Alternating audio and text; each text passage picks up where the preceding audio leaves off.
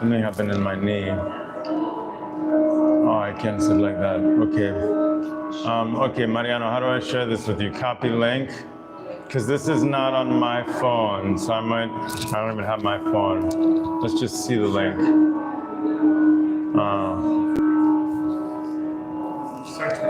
What's up? Yeah, but I don't think the group's going to be on here. Yes, no, but you sent to me and I. But it's not. This isn't my phone. This is just a general phone. This doesn't have my There's no WhatsApp. And the email, you have an email there? Yeah.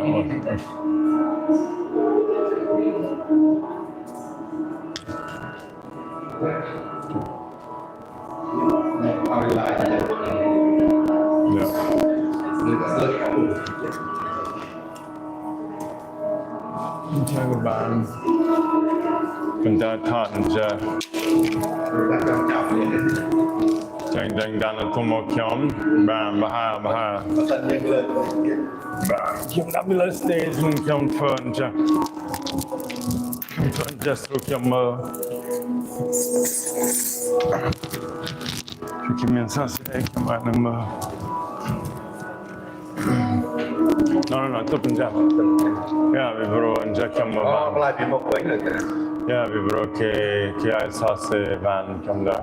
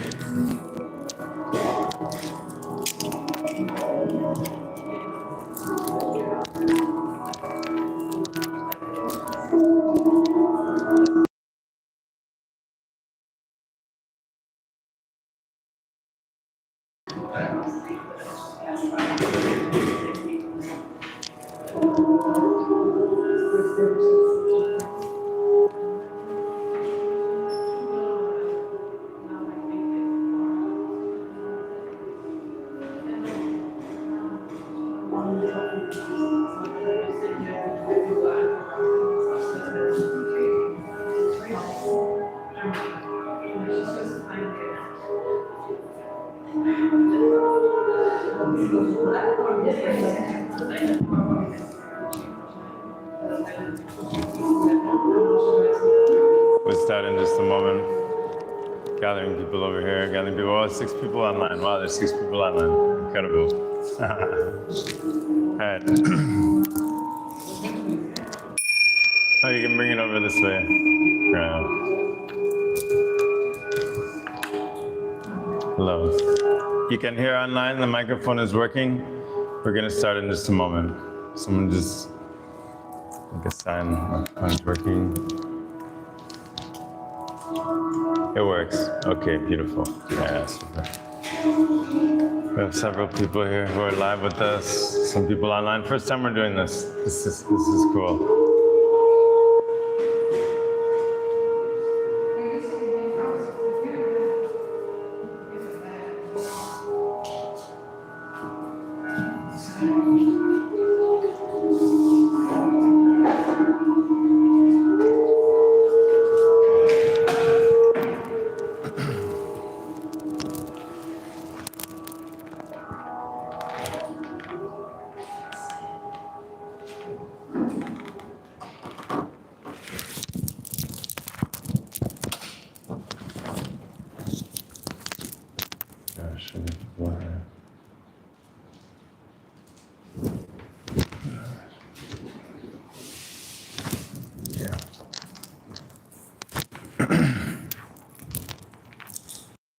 Reconnecting. Okay, live.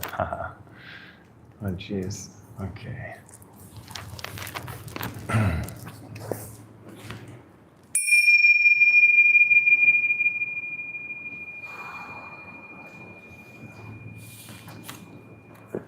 Start by tuning in.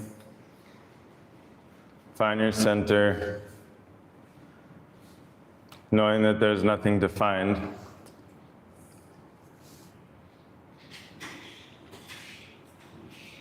Take a moment to organize your body like a musician. Close your eyes, but gently. Be gentle within your body. Open your shoulders, your heart, and then breathe. Simultaneously feeling the earth beneath you and the sky above you.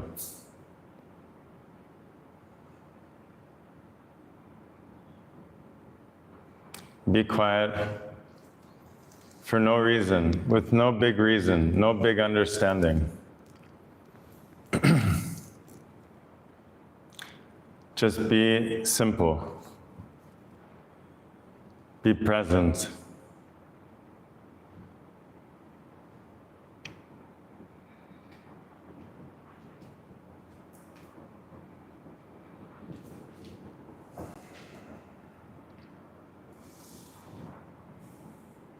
We chant Om together 3 times. Inhale deeply.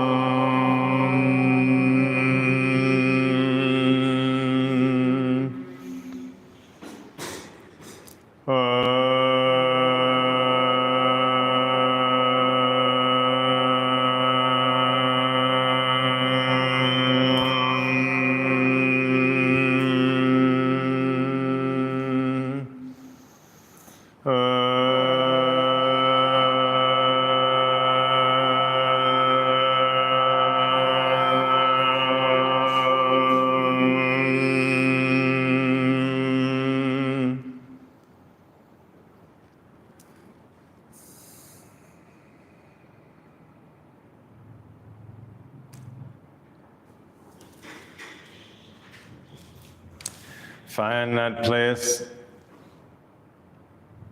of stillness, of silence, beneath the surface of your body, beneath the surface of your heart, beneath the surface of your mind.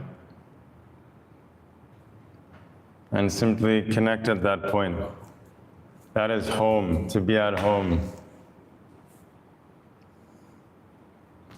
Then remember that feeling, that taste of being at home, and make it a point throughout the day, each day, continuously, before, after, and during each action, each thought, to be at home. Be at home also means be in tune. There's an in-tuneness, an aliveness, a presence in that at-homeness. But it's a feeling, not a rule, not a plan, act like this, do this, think that. You know, to be at home, to be centered, beyond the words.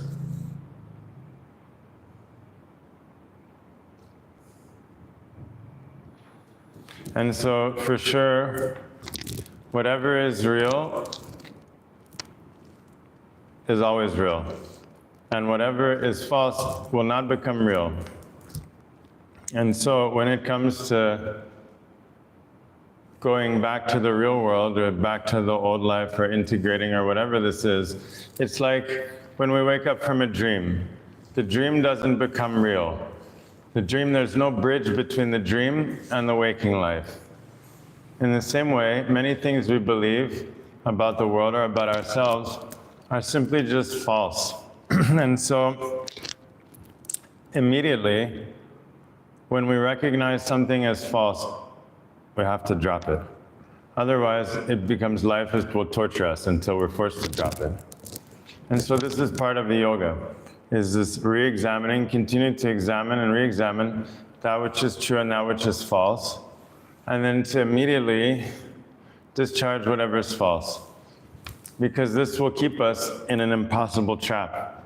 If we have a false sense of our identity based on the past and these stories and other people and whatever, and we're clinging to that, though we've realized already it's false, then this is torture. So part of the process is that also to understand there's no going back. Life is never going back. The river is always flowing forward. So we can only go forward. Even if we go to the same place, we can't go back to that place. We can only go forward to that place.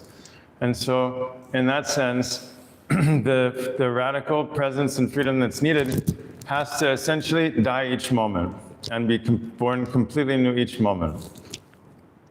Otherwise, we get stuck in another story. It's not to move from one story to another is the same trap.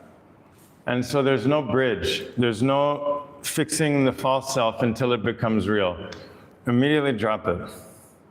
That which is real was real. Even if in our not knowing it, that which is real is shining forth as real. There's no need for our knowing that which is real. But if we're attached to that which is false, then it's a problem.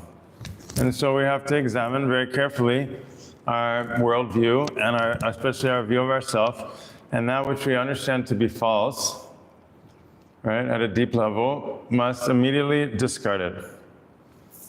And so in order to have that kind of stamina, that kind of presence, it requires training, practice to stay in shape. Thus the daily practice.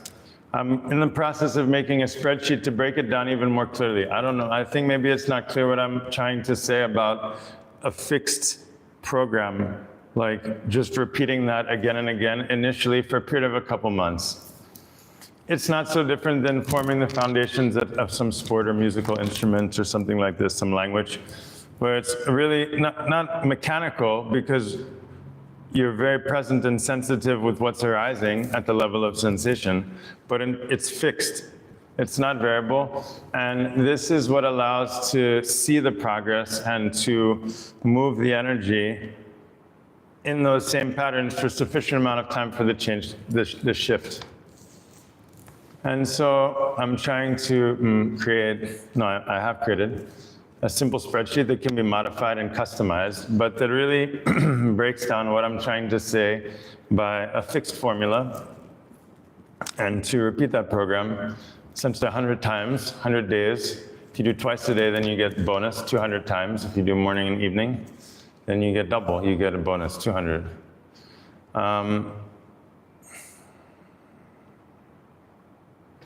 And what they say is that the same way you accumulate money in the bank, you accumulate this kind of power, what they call punya, in a kind of spiritual bank. We have spiritual bank account too, which is more at an energetic level, but that there's a bunch of kind of goodwill and goodness. You know, the more that we do service and that we purify our hearts and that we make the world beautiful, then from a non-ego point of view, right? Just from then that brings a kind of momentum of an air of peace and goodness that surrounds us and that infuses our actions and our thoughts and everything like that. And so the time and energy is not wasted, but you'll see very clearly after 100 days or during 100 days, again, not that your practice is spectacular, like you're going to get an award, for doing the best practice,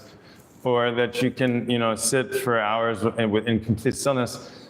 That part doesn't actually really matter. You'll know because in your daily life, in the time when you're not practicing, you feel more connected, more alive, more inspired. You're more relaxed. You speak kinder to yourself. You feel more creative. These are the signs. And you set boundaries more clearly. Right? These are signs that the practice is working. And so this is what we have to pay attention to, not about the intricacies of the physical mechanics of the postures. That's actually like the least important part. Your body will become more flexible, but what's more important is you're flexible means you're able to go with the flow. You can adapt to the moment. You can, whatever's coming up, you find a way to work with that. And a way and you're more stable, right? Mood is more stable, reactions, emotions, everything more grounded and stable. These are the signs of a good practice, that the practice is working. So that's the story. Now, if anyone has any questions about integration, about the practice, life, anything. I'm open to taking questions, anything, questions.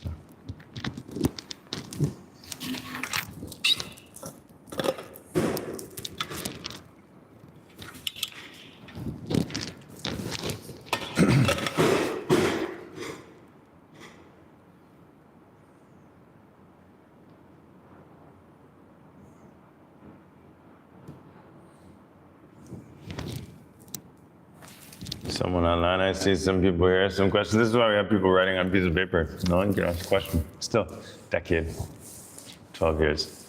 It's important to be able to see, understand where the resistance or the doubts are.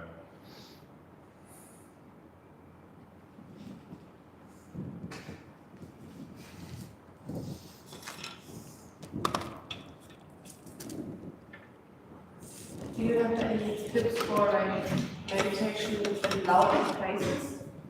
In what kind of places? Like for example in the metro? In nature. Metro, like the opposite kind of like trains, metro. Like I'm in the hostel right now and I find it really hard to find a place where no one is talking. No, the nature, a stairwell, a rooftop. Yeah, the question, okay, in case people can't hear, the question is where to find a place for meditation when you're traveling or something, or you're not in a fixed place. So, for sure, quiet is good. Yeah, like I said, a rooftop somewhere in nature, in a park, by a river, under a tree. I think earplugs is useful. Earplugs can be very useful for meditation. Even here, I can recommend, because when the earplugs are in, not only is it dampening the sound, but you can hear the inner sound. You hear this inner rhythm and pulse, and the energy is more contained. There's a period of many years I never wear earplugs. There's a period I wear earplugs every time I meditate. The recommended earplug that I always shout out is Oropax, German company, and this really nice wax earplug, and you can reuse it a bunch of times. And that's a super helpful tool. Take earplugs, but that's part of the fun. You suss out a place like, oh, that looks like a good place to meditate. And then you find the right time to do it, you know, it have to be. But there's for sure always a rooftop or some place in nature, somewhere to meditate. And ideally, I mean, they say you want to try to face the north or the east or the northeast or somewhere. If you have a compass, you can check. If you're in a house, you have a fixed place, and you want a fixed place where you're doing your practice, because the energy gets contained there. And so as you come into that space, it's like you're already, like we went to the temple, the energy is contained there. We walk into that. Once we do our practice always in the same place like that, the energy also becomes contained. So we have our mat. We don't let other people sit on our mat or touch our mat so much. We have, you know, our meditation cushion, maybe an altar. We put some objects, some crystals, something that we feel something nice.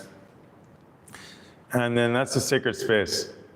Now we've lost the sense of sacred. Everything is mundane. Everything is whatever, is bullshit. There's no more like sacred time, sacred space. And so we don't have, there's a lack of that connection. And so we have to create that rhythm in our household and throughout our day. That's the thing, the practice also sacred time, sacred space. It means outside of time. This is nourishing the soul. And so contain that in one space. Keep your energy contained. Have something nice. Have a nice mat, a darba grass mat, a wool, the wool mat, nice blanket, nice like hand-woven blanket, good textile, good fibers, a personal yoga mat if you want that for doing the postures. There's just a soft like carpet, nice like, they have really nice carpets, hand-woven carpets. And then some chimes, a bell or something, and then you have a gong, and then you have this place to contain the energy, and you do your practice all the time in that place. And then maybe you have one place in nature where you can easily access, and you can practice in nature also. Because practicing by the river, by the ocean, by the waterfall, under the big trees, on the mountain, in the caves, all of this is very good. But when you go, it's good to have a small mat to put under you, because the electromagnetic connection, it can be draining directly on the earth. So there's certain types of grasses or reeds or wool that's recommended to keep the energy inside.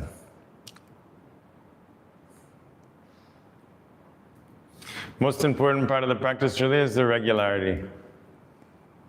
The rest will take care of itself if you do the practice again and again. Like, oh, which one should this one or like that? It's like whatever. That all. It's like you just pick up the ball every day and throw it or dribble it, and then over time it just becomes second nature. So in the same way, you have to attain that kind of level of mastery of the basic foundations of your body, your breath, your mind, your senses, everything.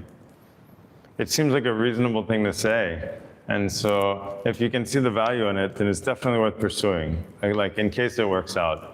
Right, what's 100 days? It's not a big deal. So in case it works out, it sounds pretty miraculous. And it makes sense just based on analogy with everything else that's a learned or acquired habit like sports, music. For sure, we learned how to be stressed out and how to multitask and how to ignore ourselves. That was also learned behavior. So we just have to see that certain things we learned are wrong. And it's okay. Even if we spend like 10 years or 20 years invested in something and we understand, oh, that was wrong, immediately we have to drop it, and make whatever plans necessary to shift. Because it's like there's not enough time. And so as soon as you get that kind of clarity, that's the real growing up or the adult where you can just see, even after 20 years, 30 years, it doesn't matter. For me, there's no question that one is growing up one's entire life. There's no finish line, and there's no, the idea that I'm already grown up or I've already learned, that's the clear sign of insanity or death or something. No, we have to see that this to be fake and to be disconnected from oneself, it's the most unhealthy thing possible. Not only for ourselves, but for everyone around us. And so, if we truly have a commitment to others and to ourselves and to this world, then we have to at least bring ourselves into alignment. It seems like that. Without that, then everything we see is going to be fractured or filtered through that distorted view of it should be like this or it should be like that. And so that's why we recommend just trying and see and keep it super simple. It's almost too simple.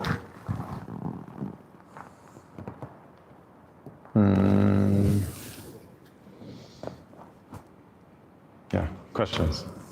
Meditation. How to study meditation?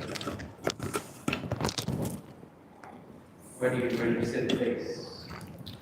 For meditation, north or northeast, east.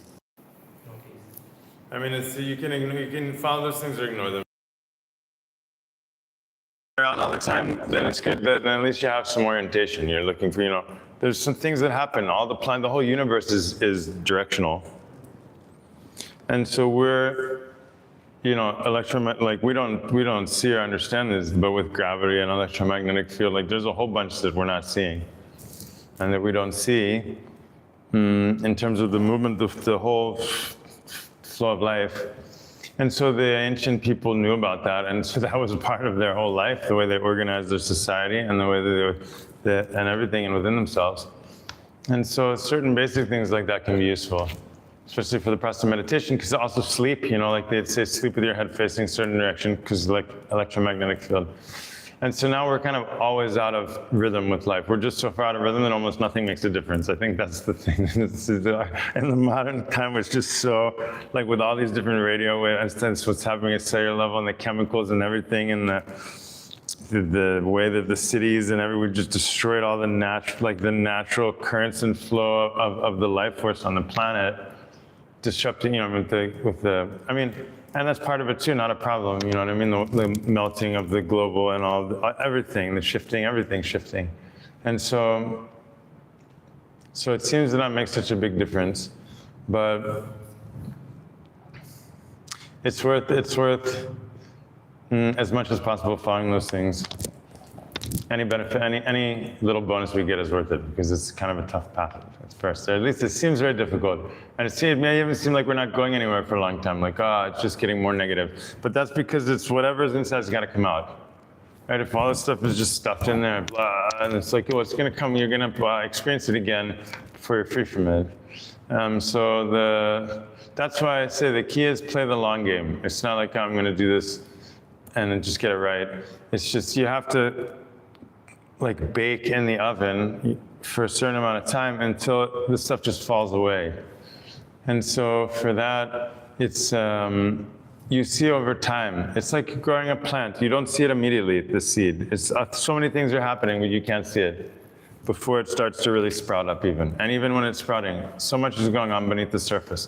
In the same way, this level of deep integration and rebirth, and like this is going on a very subtle level, subconscious, unconscious, and it's not evident at first. It's not like, oh, like now I understand everything about the universe and who I am and whatever. It's like all these old parts start dying away, and there's a new kind of quietness, and like this, that's what I'm saying. So it's not, so it doesn't matter. It doesn't matter what it feels like or what it looks like. And many people get this idea, oh, I'm going to find the right one for me, the right path for me. But there is no right path, right? Everything at first be kind of, oh, it's kind of exciting, and then it gets boring, and then like that, no matter what you choose. So you just have to really stick to one path is most important. One thing, just do that thing for extended period of time.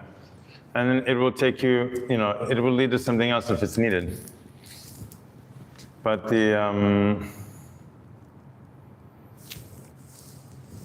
it's very rare to find people, because of the commercialization of yoga, and now everybody, it's like a big challenge to like see who can do the best tricks. But there's no, this is like being really deeply just being yourself and be present in yourself. It's not as sexy or something. But that's for sure, the advanced practice is this deep level of integration where you're just not even thinking about yoga. You know what I mean? You're just so deeply alive and present that you don't have to call it anything.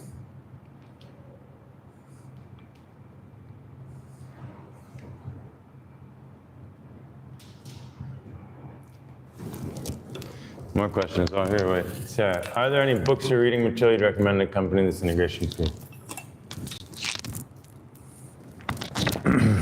Books or reading material?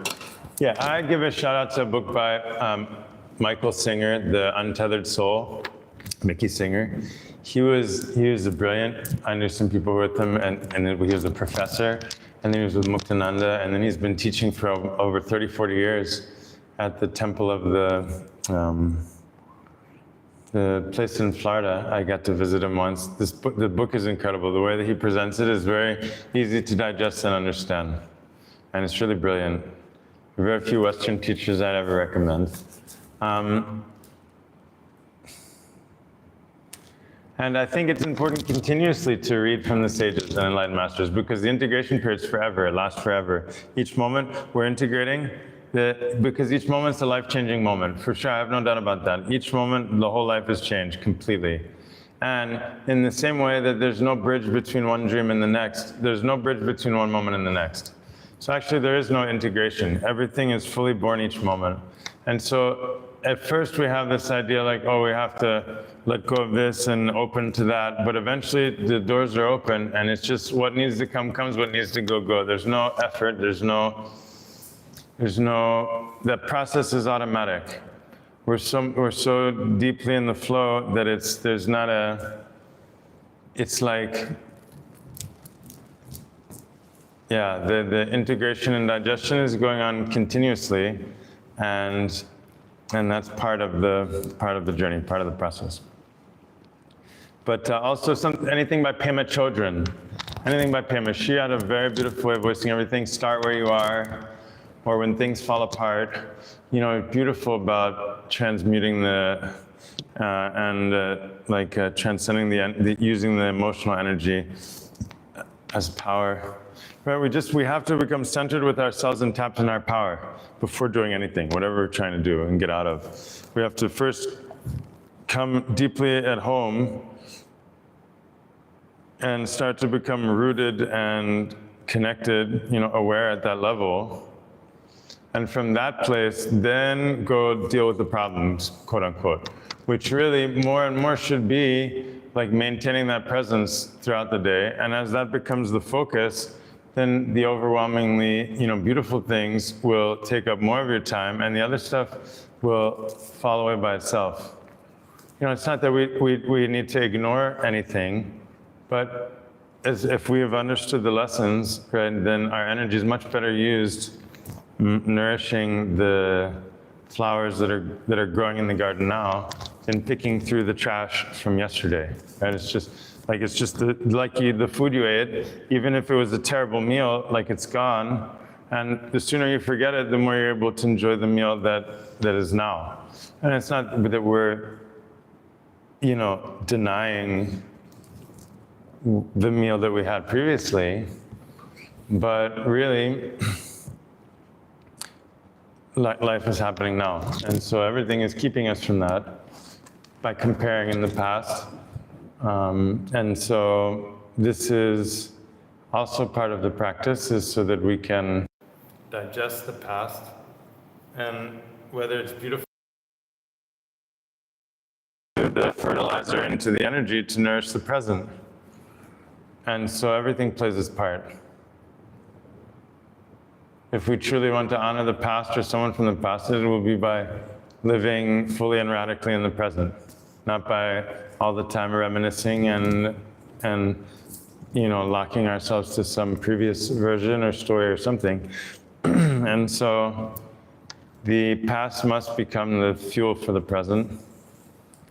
And that's why we also were doing the practice to create a strong fire of digestion, so that whatever it is we put in, whether it's good or bad, whatever that is, becomes the compost, the fuel that allows us to live in a radical presence,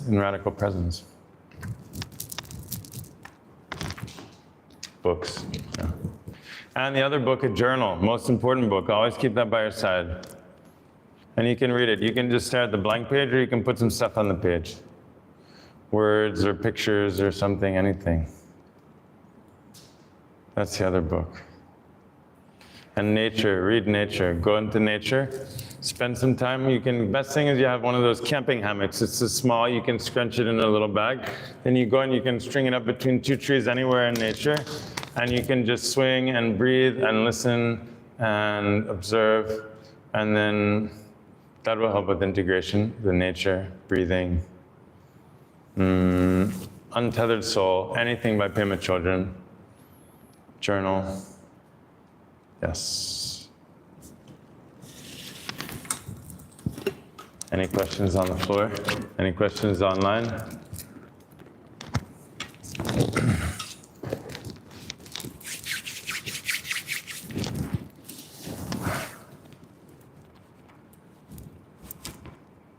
About the ego, no? What can you say about some recommendation for first steps to a process of disattachment to the ego? In a very simple way.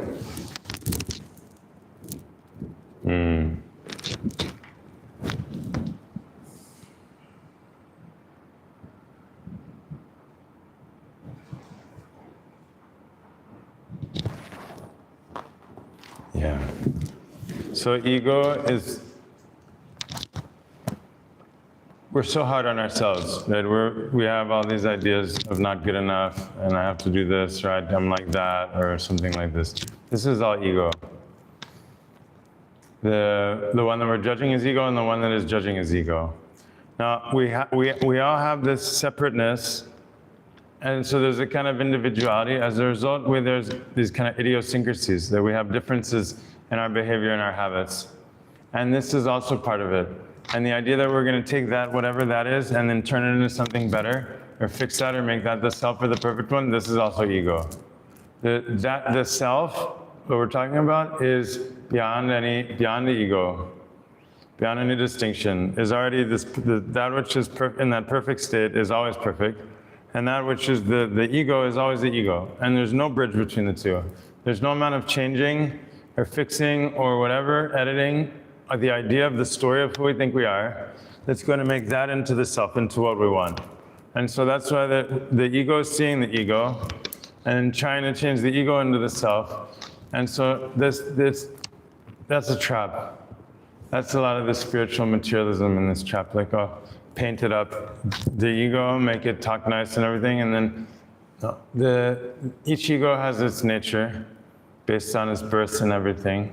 And so we don't need to worry about the ego. Ego's in its place. What we need to worry is that we are not centered within the self. We're centered within the false story from the past, of little bits and pieces of the ego story about what I've done and what I haven't done, and all the details about that. And we're completely obsessed with that as the main character, even though with all these other 8 billion people and infinite animals and infinite time and everything, it's like we're so, it's so important, all the minute details of everything, all the problems and thoughts and everything around us, as if we're at the center of the universe.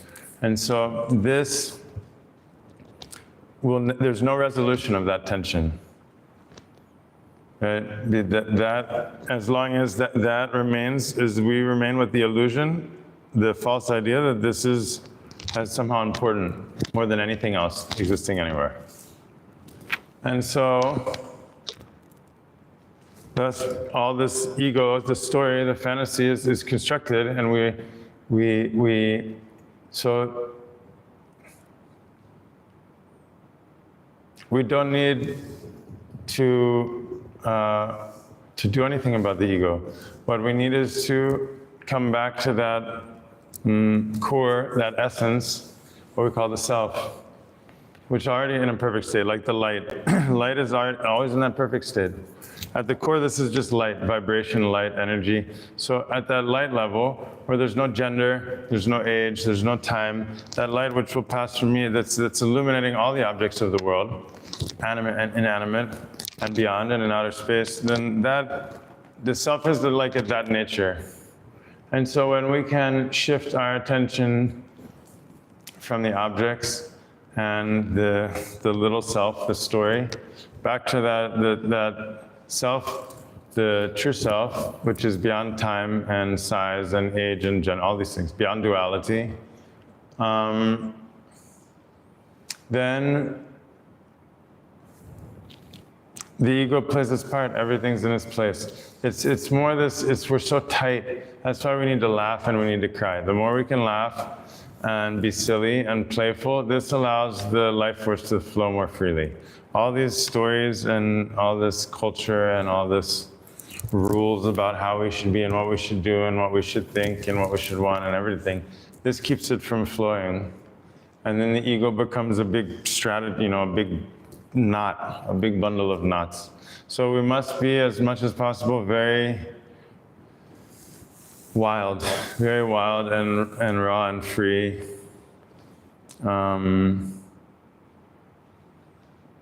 Ego. And see very clearly that whatever goal we set for ourselves, it's impossible. Like we'll always make it a little bit further. We'll always push it more. It will never be enough. Because it will never be the way that we think it. Whatever we think, if we make it to there, it won't be like we think it. And the way won't be the way that we think it either. And so we have to see that no amount of trying will work. And then we can shift into a different rhythm. This rhythm of presence, of being. It's a completely different rhythm. But we have to learn to recognize the ego and the play of the ego, which is most everything. Mostly our whole life is ego.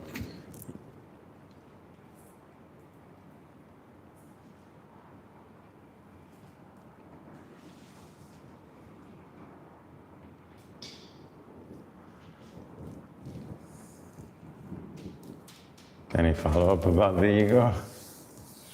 No? I mean, I don't know, but something must either it's clear, it's not clear, it's probably not clear.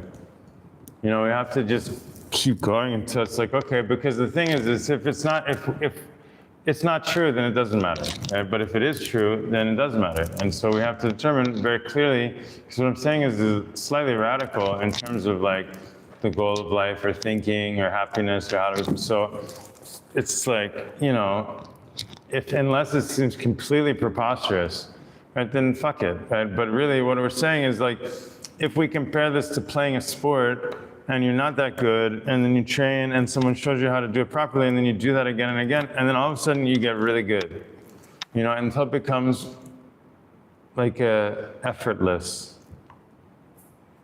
That effortless mastery. And so if it's possible to attain effortless mastery in relation to the basic functions of being a human, of this human aliveness, right, which clearly like we have a big problem in society because everybody is constipated, you know, insomnia and anxiety. We have numbers, it's like more than 50%, it's like I think 60, 70% of the civilized world, right, of a civilized people are completely stuck at a basic biological level. Right? And so this is showing that we're definitely out of tune, out of cycle, out of harmony, out of rhythm with ourselves and with life. And so that being said, if there is a system that exists that is based on this level and depth of wholeness and integration, and has been studying the patterns of the universe for, you know, for the last at least 6,000, probably much, much more, you know, and has been passed down as a living tradition, then that would be fantastic. That would be a miracle. That's what I consider a miracle. And so that's the kind of the proposal. And so I take it very seriously. For me, that's like very radical. When I first read the yogis, when I was 19 and 20, and they just revealed everything, I was like, oh my God, I can't believe that they're allowed to say that. It's just so radical to see the truth in such a clear way. And like Sri Aurobindo says, it's not from falsehood to truth, it's from truth to greater truth. It's like we have a sphere of truth, and then it just keeps expanding infinitely as it encompasses a much deeper level or layers. And so it's not that something is false and then but it's a kind of tuning with that inherent harmony or truth, and then, you know, pushing it to the maximum and living a life that is in harmony with that. You know, for me from the beginning as a child, it was always that quest for truth, for that which is true, which you know, motivated me, and then I would have to align my life with whatever it, you know, with wherever that brought me, because it was clear that it was not what I want to be true or what I think that which is what's true, but that I have to, you know, align myself with that which I realize, not the other way, not try to control life and force life to be what I want it to be. And so that's part of the process of yoga, and that's part of this dying to the past and surrendering to that which is this recognition that, you know, that we need to adapt ourselves to the life and not the other way around. Otherwise, there's always this tension, this frustration, this fear. And so the process is really quite simple. Now my recommendation is 2%, 30 minutes a day, which is about 12 minutes of movement, 5 to 7 minutes of breathing, another 10, 15 minutes of stillness. And then taking notes, journaling, etc. Spend time in nature. And so as I said, I'm working on the spreadsheet. It'll be done later today, tomorrow. I'll send it and they can put it in the link. It's just a sample of how to organize and structure your daily practice. But it should be, you know, in my opinion, again, and this is what's been passed down from the yogis. It's not just like what I'm saying or modern thing, but a fixed formula in a fixed order for a fixed length of time at a fixed time of day and a fixed, like everything is fixed because the variable is your experience. Your experience will be different every time. You're doing the sitting forward bend. Then your experience, each time you do it will be a completely different journey. And from when you start the first second until 30 seconds later, it will be very different, your experience. Sensation, your spine, your breath, your focus, things coming up. And then to the 45th second also will be very different. So within the same posture, the same time you're doing it, it's not one thing. It's so many infinite layers anyway. So it's never the same from any one time to any one time. Each time your experience is changing, but the practice stays the same. Otherwise, it's not clear what's going on. You need to be very clear. Then eventually, even in the posture, you go so deep your mind stops. You enter right, you're in samadhi, in the posture. This is advanced practice where you experience samadhi or bliss, ananda, like ecstasy, like taking ecstasy. You're in the posture holding it for 2-3 minutes and an explosion inside and you dissolve into bliss. No body, no mind. This is advanced yoga.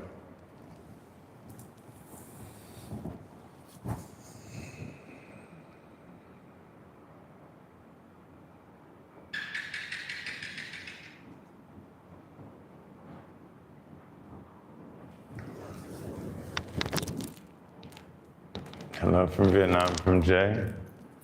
Sarah saying hello. Okay. So, okay, anyone else? Any other questions?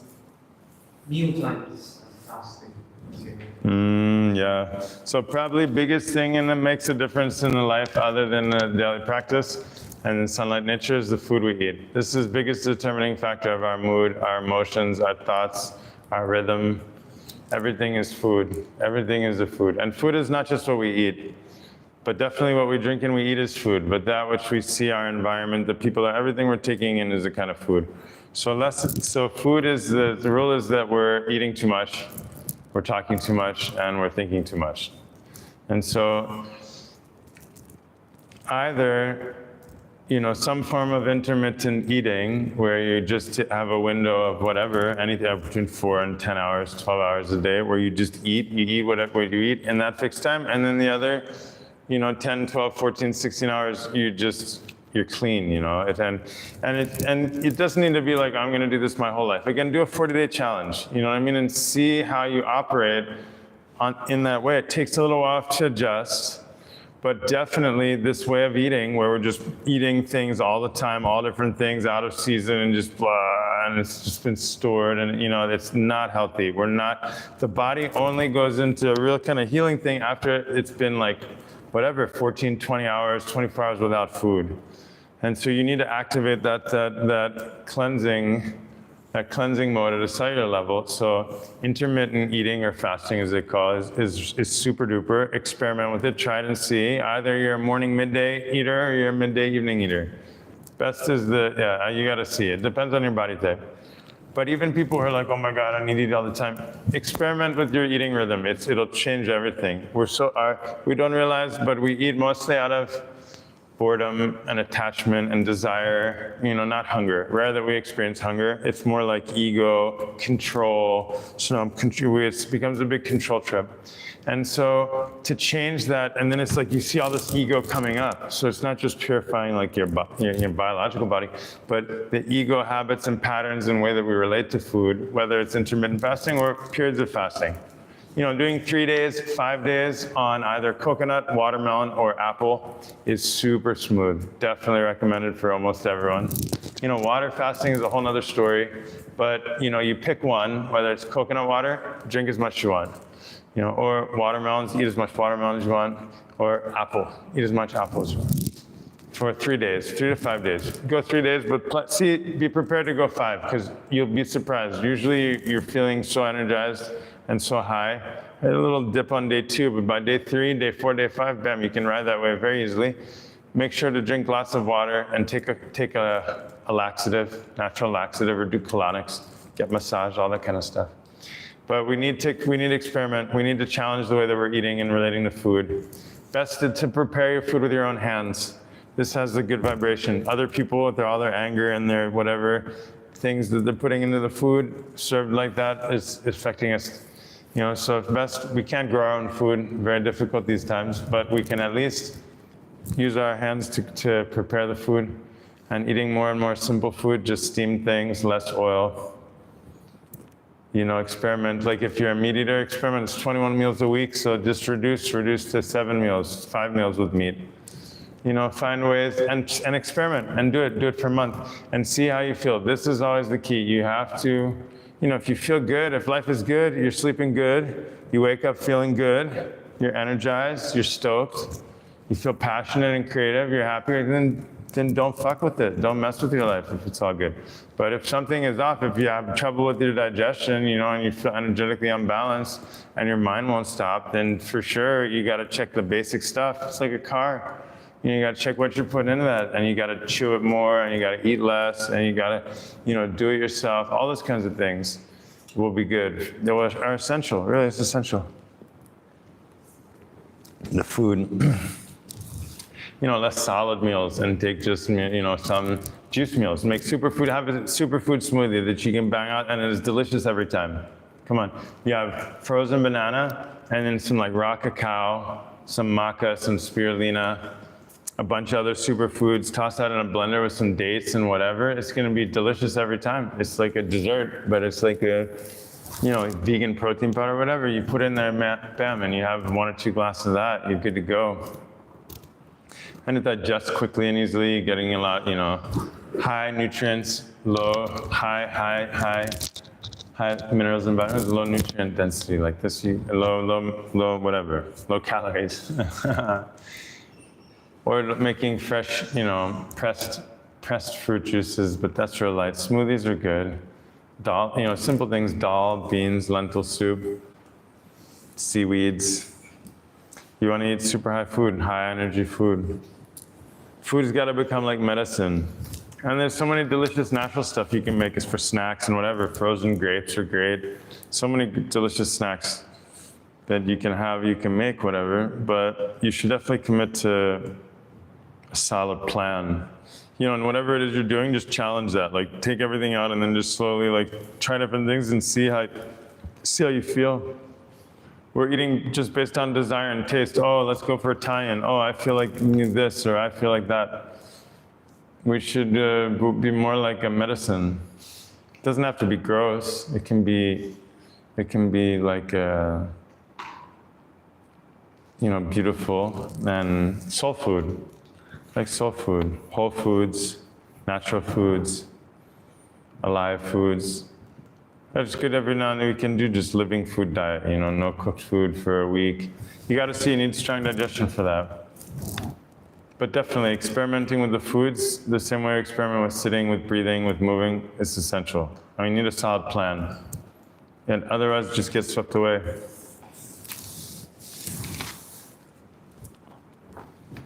Okay. Yeah, shoot, sir. Can you offer a simple practice or let me begin different? I've noticed that as I continue my practices and my sensitivity increases, of course that means I'm digesting the world around me. And I find that it's all well and good. However, I'm not embodying a simple practice that offers me a protection as soon as I walk out into the world. I'm just pulling in all the frequencies without anything, and even in the conversations I'm having.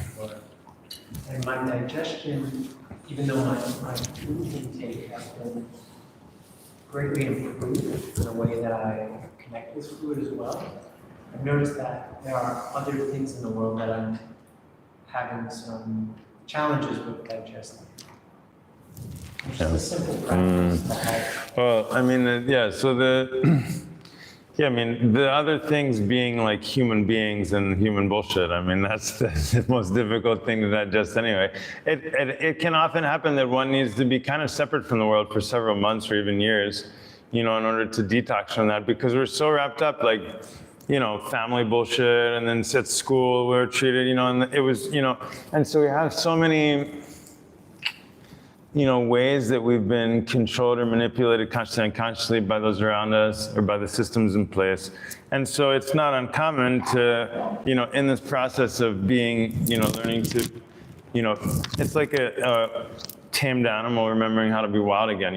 There's a process where there's can be some kind of revolt or some disgust with that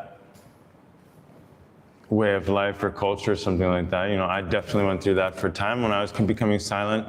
My early 20s, I was like, I don't want to listen. I don't want to talk. I want to be around. It was very difficult. After doing these 6 months in silence, after spending the 40 days intensive meditation, very difficult to be around people, no interest to be around people. And so that can come as a phase. That's not, you know what I mean? That's part of the sensitivity. And that's why the daily practice, that is the practice. The practice is the daily practice. The training that you do every day where you're setting your nervous system, like tuning your compass, you're calibrating your system every time, every day, in the same way, at the same time, for the same length of time, right? So I didn't print out, but I have movement. I have sun salutations 2 times. Right, boom, and then Monday, Tuesday, Wednesday, Thursday, I check it. I do, okay, I did them. Then boom, next, okay, sitting forward bend, 1 minute. I put the timer 1 minute. I do the thing. I have my experience, and then check it. Then like that. I'm talking like that. Like it's like very fixed. And then that is in the moment, literally opening the channels and harmonizing, balancing all the different systems, such that you immediately feel something. But whether you feel it or not, it's also in the long run repatterning the habits and pathways such that we become a more integrated, subtle being. All these subtle bodies, which I used to have these big posters, move them out. But all of that and then that serves as a kind of force field. I mean, that energetic, that level of harmony and expansiveness and in the subtle, in your breathing and your nervous system and your biorhythm and the electromagnetic field, that absorbs or diffracts or balances the energy of others that are around you. And that can be enhanced further by different types of gems and metals and and seeds and things that are worn on the body. There are different kind of powders. There are different kind of powders or herbs that even things like like sage or patchouli or sandalwood. These are working at energetic level. Musks, of course, natural musks. And different types of shamanic work or healing are working with like rose water or different things that we can spray to clean our channels and to clean the area around us. Those things are definitely worth exploring, and then see if that makes a difference or not. Taking showers regularly just to release the energy of others. I mean, in India, it's understood that the thoughts don't just and wisp away, but they stay on the walls, on the ceilings. So they'll clean the walls with salt water. They use salt a lot for cleaning, subtle body as well, also in shamanic traditions. So we need to clean our spaces, clean our homes, clean our clothes. We need to maintain that kind of, because as we become more subtle, more sensitive, then we also open ourselves up to those energies, right? And so it's important that we protect ourselves. Also mantra, working with mantra. These mantra are creating these waves of vibration, very powerful. They're activating certain channels and things. So working with some mantra and repeating again and again. Like this, the other day I was chanting these are very complicated Vedic mantra, but you have a simple like Om Namah Shivaya, like this, very, very powerful, and you can just sit and chant. Om Namah Shivaya, Om Namah Shivaya, Om Namah Shivaya, Om Namah Shivaya. Mantra, there's 4 types. The first one is out loud. Second one is just lips moving, no sound. Third one, no sound, no lips moving, just repeating mentally. Fourth one is what they call ajapa japa, which means it's just going continuously. There's no beginning, no end. And so the most powerful is the silent forms of mantra. So we can also chant silently with the japa mala. This is collecting the energy and then activating the channels in the body. So this kind of practice also very helpful is chanting, or om chanting is strengthening your vibe. But definitely like weakening your energy is things like worrying, or things like rushing around, or things like talking a lot or overeating. These kinds of things are going to make it more dense. So we have to, and then there comes a time where we have to choose, like maybe certain people we just shouldn't be around. We just don't want to be around them. Certain places we don't go. We know you can go there, but if we do, it's gonna affect us in a negative way. Then it's worth avoiding that thing. We can. It's not because you're a spiritual person you have to go to everyone every time, all the time, and see everyone, or go to everything. It's like, oh, I'm a spiritual person, so I should just go to everything, or whatever. No, fuck it. Like, it's not vibe. It doesn't matter. You don't even understand why. It doesn't matter. We just have to trust ourselves. I don't know why. I don't feel to go there at all. I just don't feel good. It doesn't feel right. I can't explain it. It doesn't matter. Just don't explain yourself to anything, anyone. Don't even try to figure out if it doesn't matter. Just let it go. There's so many other things to deal with. It doesn't matter. The things that don't matter for sure, we gotta just drop them immediately. And the things that do matter, we should drop them too, because if we're just stuck in it, then we can't flow. So, but there'll come a time where maybe there's a choice, where at a certain stage of evolution, it happened when we're children. I don't know, somehow people got this idea that like, adult means you stop growing and changing, evolving, and you have to play the same story. Probably something with the career, probably something how you have to somehow sacrifice something and be like, put it on hold. It's like, okay, I'm gonna put this on hold for later, and then just do something, and then it's like somehow that part dies, like, goes dormant or something. I don't know, I'm trying to look at that now actually. Because for me it was always clear that it's like, no, like every moment growing, learning. But I never was really strongly attached in a career. I did study linguistics for years, 7, 8 years. I put a lot of time and energy in that. Also classical music. But for me, I guess the calling on the spiritual path was very, very strong. And the spiritual path never felt like anything separate from life. It wasn't like a separate story. It was, everything in life was part of that. But there was no need to like define some ultimate goal. So, yeah. Any more questions? We have just another minute or two. Okay. So I have a question. We were discussing in the group afterwards how like religion and spirituality like go with each other, or like are maybe intertwined and when not. And also this in this retreat, for example, we were wondering. So if it's about spirituality, why the monks were coming and blessing us, because this is like for us quite like Buddhism. That's a question about religion and spirituality, and then the difference or how they overlap, and then why the monks are coming. So first, at the core, religion is religare, to reconnect, right? The one with the self with the oneness, and so. At a core level, the religions were all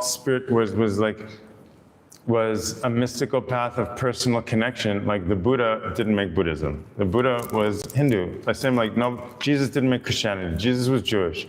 And he was so on fire with that realization and so this is the common thread, is that direct experience of the truth, of that awakening. And so the mystics are sages, but then the religion, they make it into like a politics, and it's like we're right, they're wrong. And so it becomes, instead of the like inspiring people to experience directly for themselves the truth, it becomes an us and them thing.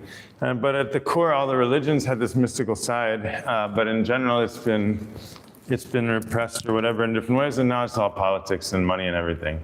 So we're in this approach, there's only one life. There aren't different lives. There's not a spiritual life and a non-spiritual life. There's not a work life and a family life or a student life or anything. There's one life, absolutely one, only one. And that is what it is to be spiritual. It means to be deeply alive, profoundly alive in whatever it is that you are, and whatever it is that you're doing, and whatever that moment is. And so if that moment is making love, then you're deeply making love, that's the spiritual. If that moment is going to the toilet, then you're going to the toilet, fully going to the toilet, then that's the spiritual life. But it's not dressing up in some specific way or saying things is something like that. It has nothing to do with that. I think that this is clear. It's clear. That's spiritual. Everything is a spiritual life. As soon as you have spiritual and not spiritual, that's not spiritual. How can you divide the two? Where are you going to put the line? You can't put that line. So there's no line in the spiritual. And so in the program, why the monks? Because this is part of Cambodian culture. This is part of Cambodian culture, and there's a water blessing, the fire ceremony, you could say as well. Like, for sure, culture is part of our experience. The culture is part of our experience, and I think that these mantra, I'd like to include more about mantra in the program. I'm going to make it 10 days, so you guys can come back, because it's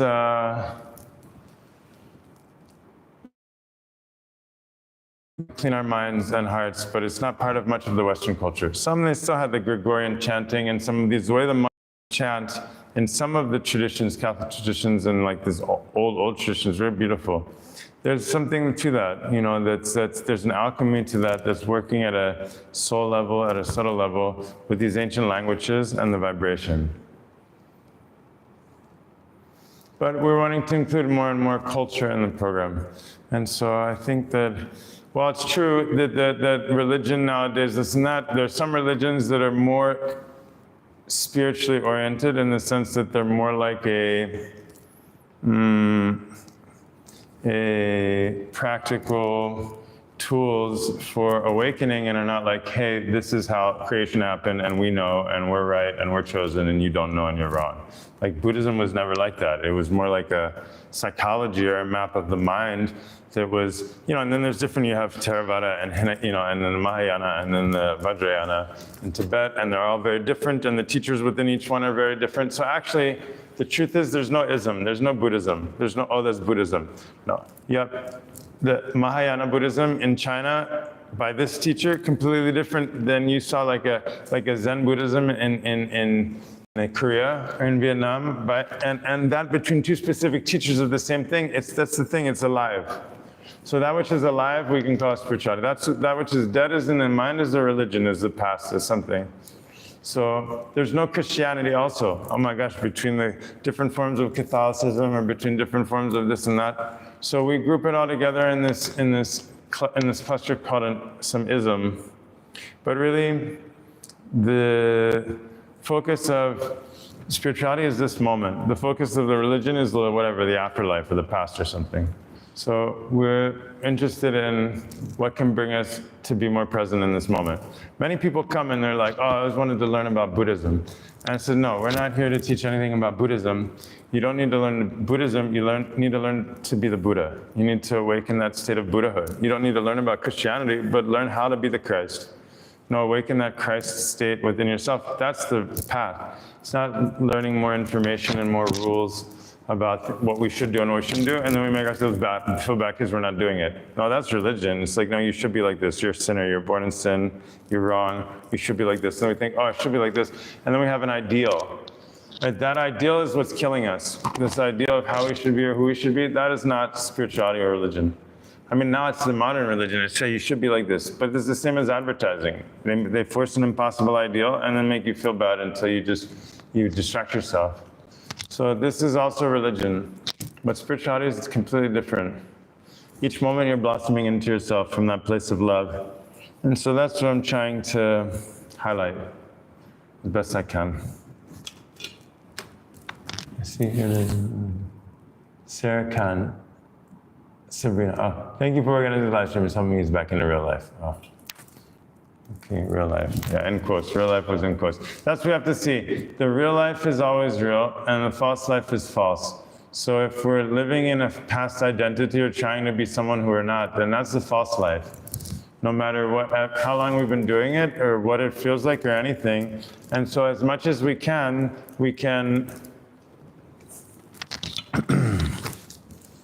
be more radically real with ourselves and with those around us. It's going to be good in the long run. Sometimes in the short run, it can be quite jarring and uncomfortable, but it's definitely more uncomfortable to be fake, to be out of touch with ourselves, to be saying things we don't believe, and to be trying to make ourselves be someone who we're not, and to feel bad about it. So the daily practice is so that we can have the energy to really stand in ourselves, to be in our power and our voice, to listen to our hearts. This is the only reason we're doing the practice. It's not to be like, look, I can touch my toes. You see what I mean? Like, it has absolutely nothing to do with that. So it's not like, oh, look, it's a good practice, whatever. I'm not good at yoga. Like, that doesn't mean anything. We have to see it. It has no meaning. No, either you're marinating yourself in this love that you are, in the rhythm of vibration of existence, in a regular, repetitive way, such that you're able to, show up intensely. If that's what I'm passionately, I mean, again, like I'm proposing that if you train at the sport of life in a very simple and basic way for a relatively short period of time, that you will definitely become more skillful at that. Now, maybe you don't want to be more skillful. Maybe you don't need to be. Then that's fine. Or maybe what I'm saying is false. Okay, then also it's fine. However, if there's a possibility that it's true, then we have to take that seriously. And so any question or doubt, we should work that out and then go for it. And then see for ourselves. We can know for ourselves. That's the best way. That's the only way. But it's important to understand the framework, because what I'm proposing is completely different from like go to a yoga class and get bendy. It's really about a depth of grounding and rooting and connection within yourself, a certain commitment.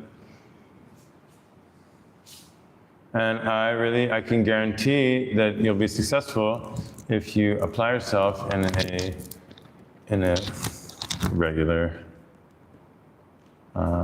way. So, okay, hour 10. Hello, everyone. Good to see everyone. Wow, so 7 people with us here, and we have 6, 7 people here. Say hello, everyone. Hello. Hello. Hi. Hello. Okay. Well, this was great. This was so much fun. Whoops. Oh, sorry, one more. Okay. Yeah. Just a small one. Shoot. Yeah. Was the pigeon baby eating bird at Angkor? Yeah, that was a hornbilled crane. I gotta find that. Was it a crane? A hornbilled something?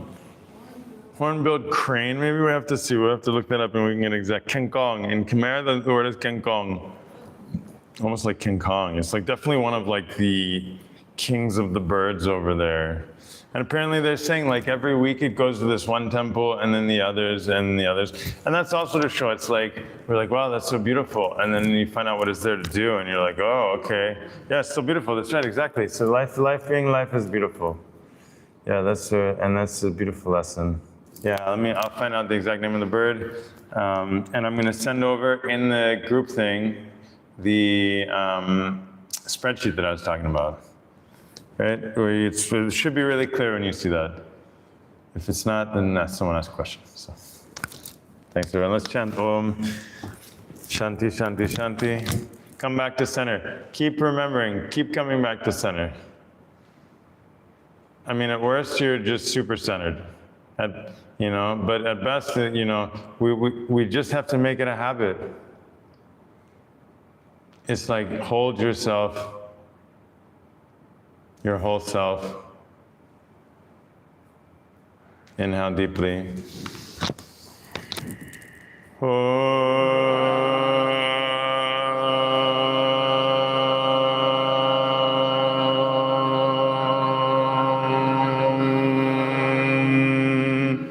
Shanti,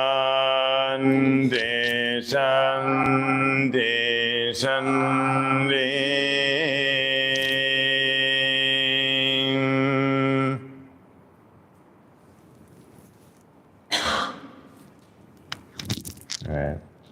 Stop. Good to see everyone. Chris is good to see everyone. Okay, how do I do this? Are you sure you want to stop? Yeah.